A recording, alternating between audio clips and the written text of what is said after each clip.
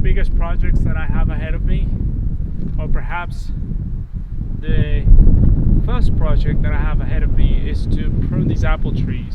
These apple trees are probably, God knows how old, hundreds, not 100, but probably close to 100 years old. And that's a guesstimate from someone that has never grown apple trees, so take that for what it's worth. But it looks like they need a lot of work. I've been watching YouTube videos to kind of get a sense of what to do or what not to do. But to be honest, I'm not sure if I'm gonna be able to save these guys, but I will give it a try.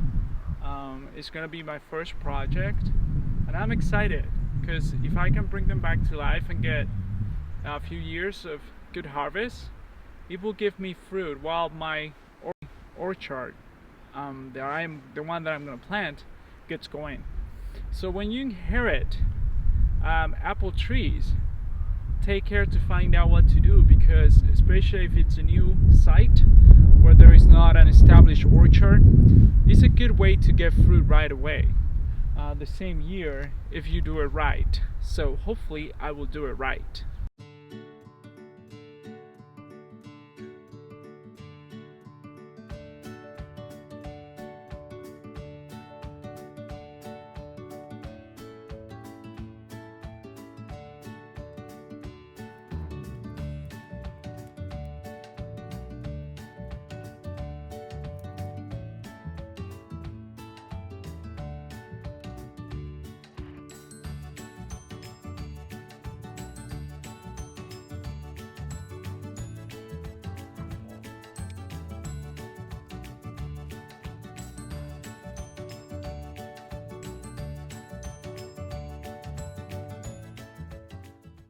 And here we are, several weeks later. We are at the height of the spring, and I have pruned my apple trees. I went ahead and broke the rules. Usually folks recommend that you cut only a third of the tree at a time. I went ahead and cut pretty much more than half of some of these trees. Why? Because the trees were in such a bad shape. They had a lot of dead branches. There was a lot of weight on top that could potentially knock down the tree. And also I wanted to make sure that all the vitality that the tree is pulling out of the earth at the beginning of the season will go into branches that I wanted to grow. These trees have been ignored and neglected for decades, and it was time for them to either die or come back. My hope was to come back, that they would come back so that I could not only get some apples but also honor the land and honor what was here already by being respectful of these old ancient beings that have been here probably for, I don't know, 100 years. Very excited with the outcome. I pruned the trees I started the process several weeks ago, and as you can see, there is new growth on the branches that are already that we left. And also I don't see a lot of like aggressive shoots of new growth coming from the tree. It's really funneling all of its energy to the branches that are in place. So very exciting, and very pleased with the outcome of these trees. I also wanted to note something. I didn't do the work by myself on a lot of these trees. I cut a lot of the branches that were within reach, but I actually ended up hiring one of my neighbors to come with a chainsaw and really cut some of the really thick branches. I did that for a reason. First, I really wanted to establish a relationship with my neighbors, and hiring someone is the easiest way to establish a relationship and to get to know who they are as a person, if they deliver, if they follow through.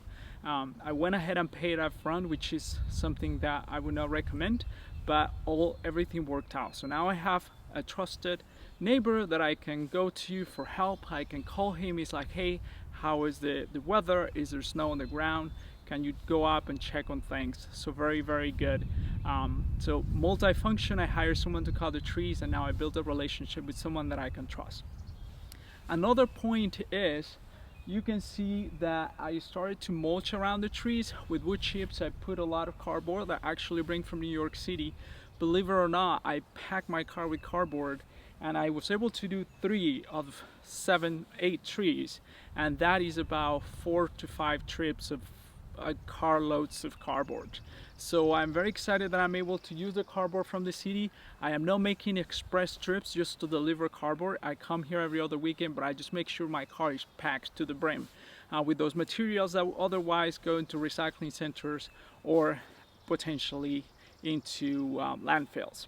So this is where we are today. I'm very excited with the outcomes. Another reason that I wanted to do this here at the beginning is because I wanted to have a place where to start, because it is a massive piece of land. It's 34 acres. It's about 6 acres of open land, and it's overwhelming. Where do you start? And the trees really gave me an anchor point where I could start designing from. And I have a lot of fruit shrubs and plants that I'm going to start planting, and everything kind of starts from the trees outwards. So it's that sense of starting from something that was already here, a living being that has a history of this land, and I'm really trying to honor them. I'm very excited that they're coming back to life, that they're doing really well, and I'm going to fertilize them probably with rock dust, just to give them an extra push. So thank you for watching.